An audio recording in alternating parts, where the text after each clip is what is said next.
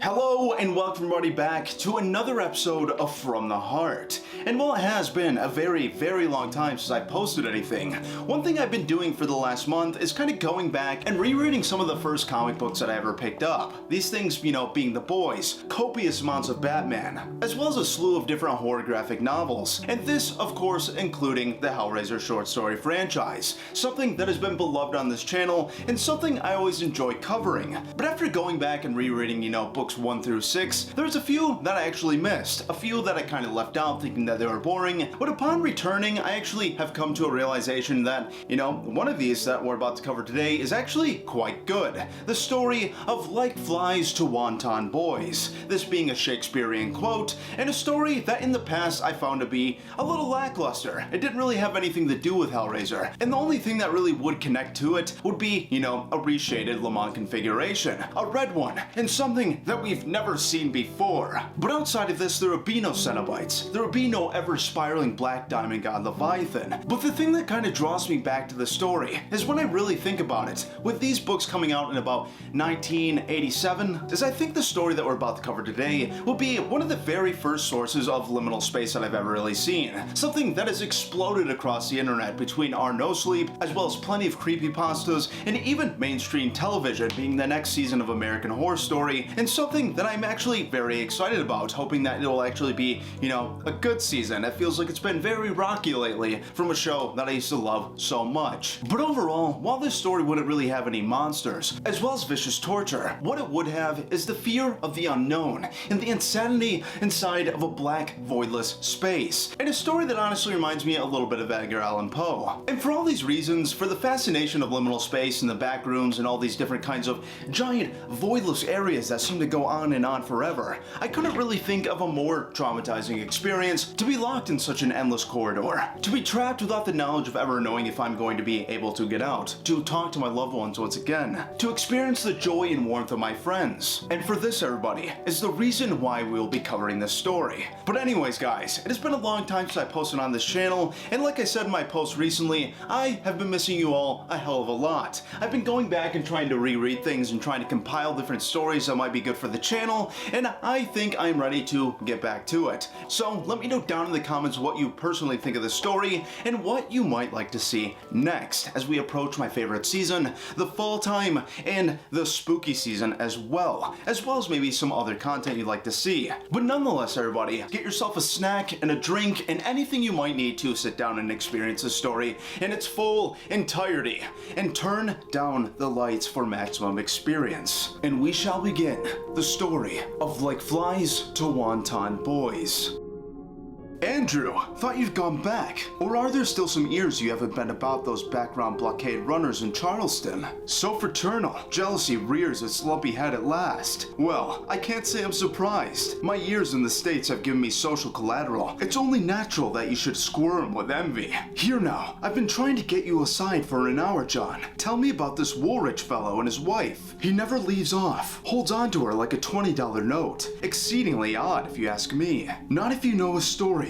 Ian Woolrich's very presence here tonight is stranger than his clinging behavior. Until recently, he and Kathy hadn't left their house for nearly 7 years. 7 years? I hope they live in Buckingham Palace then. Lord, I'd go mad. Yes, and he very nearly did. If you think I'm going to beg you to tell me about them, you're quite wrong. I may be bored, true, but I am proud. You needn't beg, old fellow. I'll tell you, and I'll begin with a fact you will hardly credit. Many times a day, you do with great ease something that Ian hasn't done in 7 years. You walk into closed rooms. It was 7 years ago at a New Year's Eve party given by Peter Durant. Too bad you never knew him. He could have warded your boredom for hours at a time with that puzzle collection of his. He amused his guests with puzzles of every sort, and that night, we'd managed to solve 4 of the 5 he brought out, but no one had fathomed the workings of the 5th one. But the puzzle came around to Ian shortly before midnight, and as easily as if he'd been born to do it. He opened it just as the new year arrived.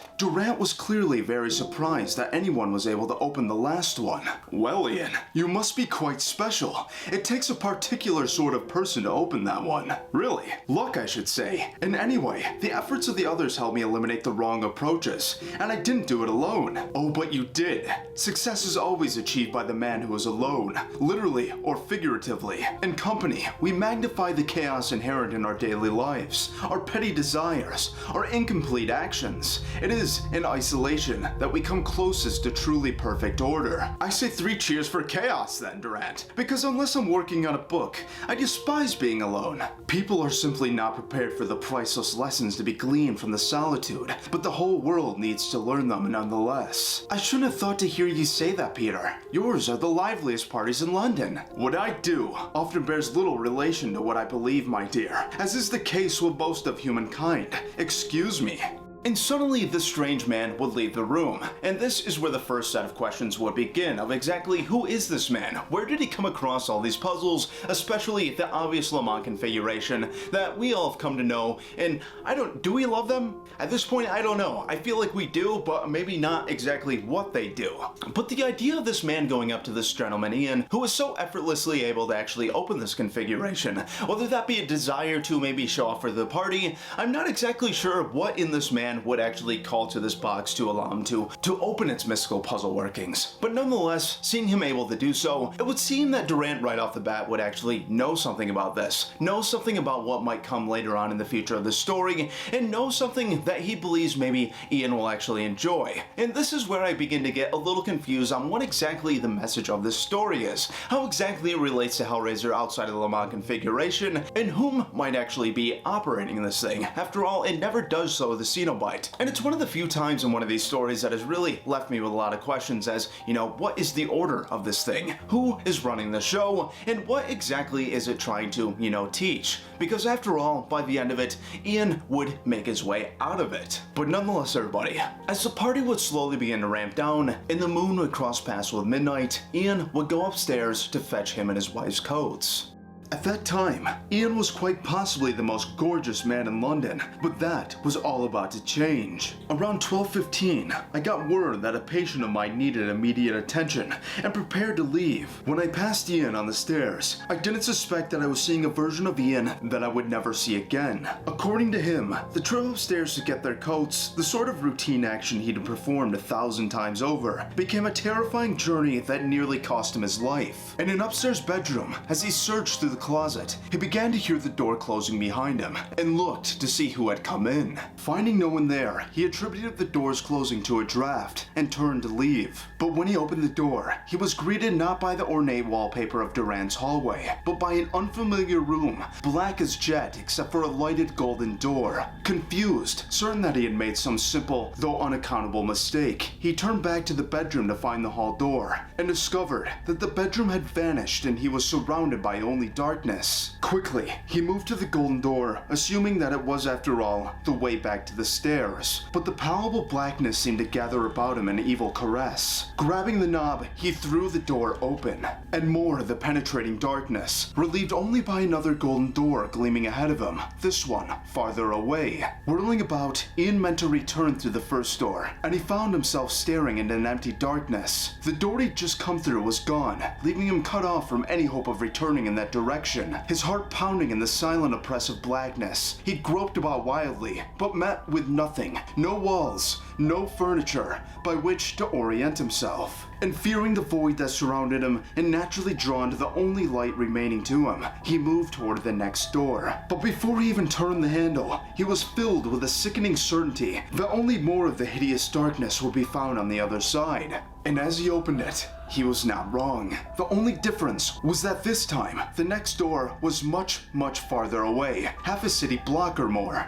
And once again, the door behind him had disappeared. And inspired by terror, Ian began for the first time to run, as if conquering the greater distance more quickly might make it less frightening. But his fear was only magnified with each successive door, farther and farther from the last. Stumbling and walking, running through the hours in the doors, he tried to make himself stop, make himself think of another way, of some reasonable explanation, but nothing in that grim darkness bespoke reason or a method that could be referred out. He knew, as surely as if he'd been told, that evil of a fantastical magnitude was his only companion on this journey, and that it resisted any analysis. But without sustenance or rest, and fed only by his only desperation, he struggled on and on in this place where time was lost, and his only motion assured him that he still even lived. Unsure at times whether he was conscious or unconscious, moving or still, he understood that he had no objective means of knowing reality, more real to him in a sense than even his own movements was the unidentifiable, almost tangible presence of a malign and conscienceless power. His implicable fear of his invisible presence was heightened by a deep and despairing dread of going on this way, entirely alone,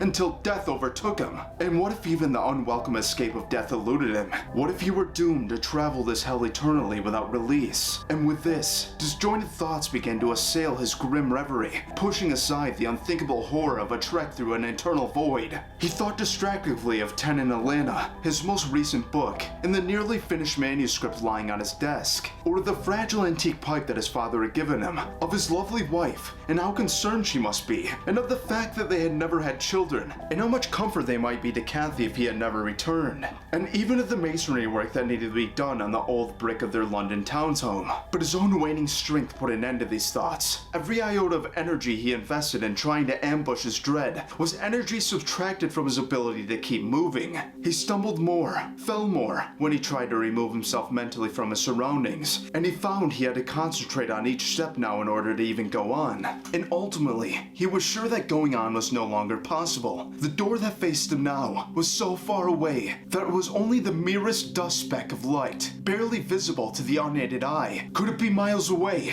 As far as a star even? Was it possible for him to see miles ahead of him? And was there any way for this tortured body to carry him forward across that huge distance? And if he did make it, how in God's name could he even hope to make it to another one after that? And then he knew with a certainty born not of his own hopelessness, but a certainty born in upon him, that this was the last door, the one that would decide his fate, that beyond it lay unending darkness unmarked by anything at all, and that reaching it would for good or ill end his journey. And before we go on any further, I must say that one thing that I really did enjoy about this dark environment that Ian has been trapped in is the idea that even just kind of trying to take himself out of this situation, to think of other things to kind of give his mind off this, to kind of relieve some of the dread that, any one of us might have in this kind of situation, is not the thing to do. Because like the story says, any iota of this man taking any thought away from his feet and where he must go, especially across such a large distance, could lead him in the wrong direction and basically push him out into the never-ending void of space. And this really makes me think of the idea of, being in a spaceship, going out and orbiting Earth maybe, and actually falling out of the spaceship, and having absolutely no control after that point, moving unendingly into the black void, and I really don't think there is any form of isolation worse than that. I think I actually might rather be buried in the ground, sit there to starve or suffocate. I really do. I think the vastness of a void like this, the untangible fear of something maybe trudging along behind you, like the fear of walking up the stairs in the middle of the night and having that terrible feeling that something is chasing after you, only for you to begin running and have that fear just even more intensified. And with this, Ian would surely find absolutely no rest whatsoever. It would actually lead me to believe the reason, why at the beginning of the story he wouldn't leave his wife, why he'd be so attached to her and never wanting to be left alone again. Because something so random and having absolutely no idea of how this could even be possible would be something to change any man, woman, or child. A fate possibly worse than death. But luckily for Ian, this would not be the end of his story. In the final hours of his determined struggle, too weak for rage, strong enough only to hearken to the promptings of that cold, insulating dread, he crawled and dragged himself across a vast floor of darkness, seeming to reduce the distance to the door only by inches with each passing hour. Reduced to a state of weakness short of death by the merest imaginable fraction, he finally reached the final door, the speck of dust light at the end of the corridor. In marshalling the meager dregs of his strength and resolve, he grasped the handle, turned it, and found it locked. and crumpling to the floor, he wept in desperation. Was this it then? The end of his journey? Was he to die here, splayed and propped like a discarded puppet against this hellish door? He could not go back. There was no back. And even if there were, he could not live long enough to retrace his fevered journey. And in a final exertion of will, he rose to his knees and pummeled the door with fists driven by delirium. And in a world that seemed so far away on a Wednesday, 3 days after Ian's disappearance, the Warwick's cook, Nan, was startled out of her wits by an uncountable banging from a kitchen cupboard, and she ran for Harkness, the manservant who returned poker in hand to dispatch the intruder. And imagine their astonishment when Harkness threw open the door, and the master fell headlong to the floor at their feet. Ian had been missing for days, and when he appeared so uncontrollably in his own kitchen, no one knew what to make of his absence, and he was in no condition to explain it. Had he been in the Dan cupboard the whole time? Had he suffered an attack of amnesia? Had some subtle poison unbalanced his reason? He teetered for weeks on the brink of death, and with each visit, the doctor would lose any hope that Ian would ever be fully restored, let alone recapture his own life. But he did finally regain consciousness, but he returned to the world a fellow so deeply changed that even his wife wondered if there was only a man who looked like Ian. He'd been drained of any semblance of independence or assertion, and he would not let Kathy leave him for even a moment, and he did not stir from that bedroom for over a year. And ultimately, he came around enough to venture forth in his own house, but only with Kathy on his arm, through every doorway and into every room. And it was during this time that he told me the story. He asked me to find Durant in the puzzle box, and when I told him Durant had left the city months before, his hard-won composure crumbled, and he began mumbling to himself as if Kathy and I weren't there. And I gathered from his ramblings that he was sure that the puzzle was the key to his situation, and that Durant's remarks about solitude had not been merely bits of party conversation, but a warning to Ian not to resume his old lifestyle of social contact. He believed that a malign force had tormented him, that it still watched him, and that he could appease it only by remaining isolated from the outside world. And with these thoughts, bringing Kathy with him, and setting away their lives for the next 7 years, locked up and away in their home, never to be seen but through a glance through their window.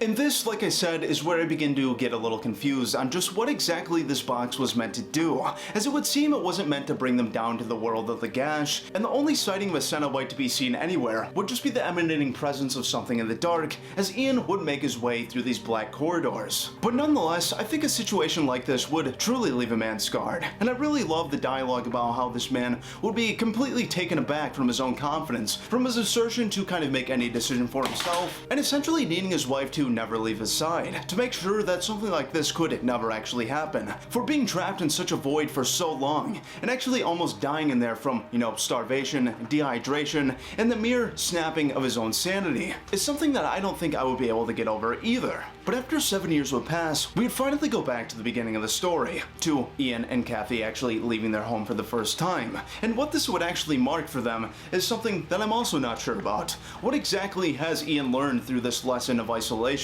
And what exactly did Durant want from this man? Did he want him to actually experience this for himself? Did he know that because this man was so easily able to actually solve the Liminal configuration, that he would essentially be marked for the same fate that maybe even himself was, stuck to? And maybe, somehow, all this isolation and this fear of needing to actually be isolated from the rest of the world would be the thing that would lead Durant to his own success, to have this mansion and to begin to have these parties once again. But nonetheless, these would kind of be questions that would never really get answered. So if any of you watching actually maybe know a little more about this story, I would absolutely love to hear what you think about it down in the comments. But as the story would go on, we would see Kathy beginning to get a sort of tickle in her throat, and this would only begin to worry Ian more and more. Something wrong, dear? No, just a tickle, it's nothing. 7 years certainly hasn't changed the Burkes, have they? Still traveling, 8 months out of the year. They're off to Scotland next week, and we leave for the lakes tomorrow. What are you talking about, Ian? We'll take overnight bags, and have cooks send the luggage on. After tonight, venturing out in the world doesn't seem quite so frightening. As long as you're here with me, Kathy. Oh, darling! And as Kathy and Ian would go home to their bed, Kathy will begin to choke for some unconceivable reason. Ian, darling, what's wrong? And as Kathy would look up frightened, the shock would begin to spiral through Ian. I'm going to get John. And as Ian would look at the front door, unescorted by Kathy herself, the fear of going through it alone would begin to creep in. With Ian's eyes darting back between the window and the door, Ian would make his choice, bursting through the window and doing anything but to not go through that door alone again. And as Kathy would begin to scream out Ian's name, trying to figure out what exactly is going on with her, Kathy will begin to feel something arising from her throat. My God, what is this? Calm yourself, man. What's wrong? It's Kathy. She's choking. You've got to come. Ian, where are you? Where are you? What in the world? God, please don't let him go again. Kathy! Kathy! And as Ian and John would run to the front entrance of the door, they would see Kathy walking through another, trying to reach Ian and John for fear of what had just come out of her own body. And suddenly, an all too familiar, unthinkable circumstance would occur, only not to Ian, but to Kathy herself. And it would seem even as they crossed the same door, one of them would not come out of the other side. And in the next panel, we would see Kathy alone in the darkness once again, only this time with no golden door in front of her, and a spiraling fear of what exactly has just happened. And as she looks on into that black void, Ian would look through at nothing, as John and a couple other citizens of the town would look through, screaming, "It's true," and wondering just where she went. And the last remaining words of this story would only be, "Alone, alone."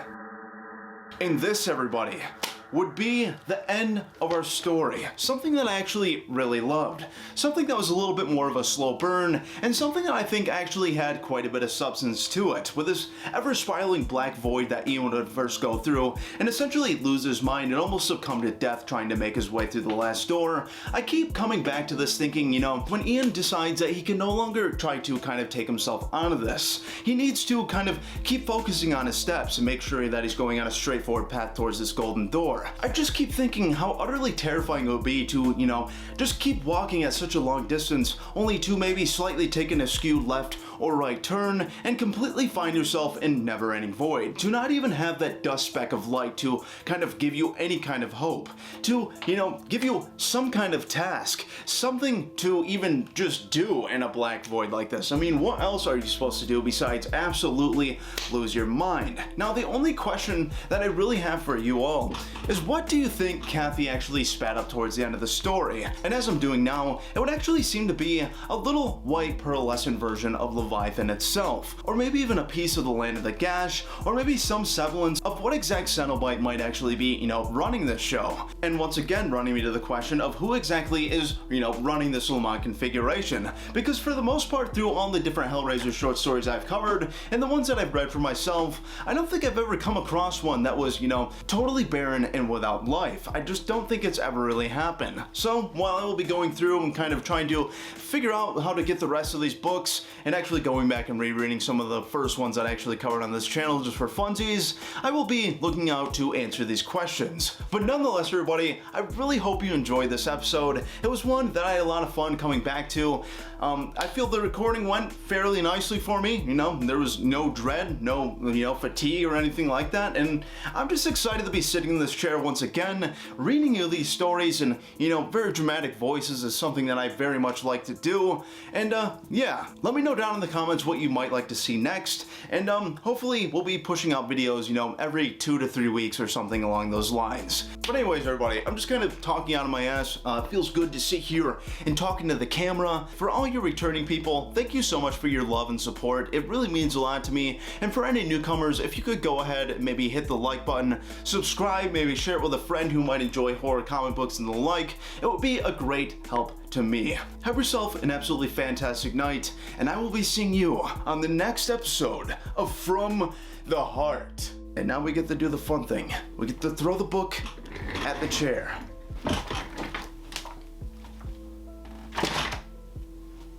Okay, that one felt really bad. These books are very old. So I'm just gonna place that right there. Goodbye.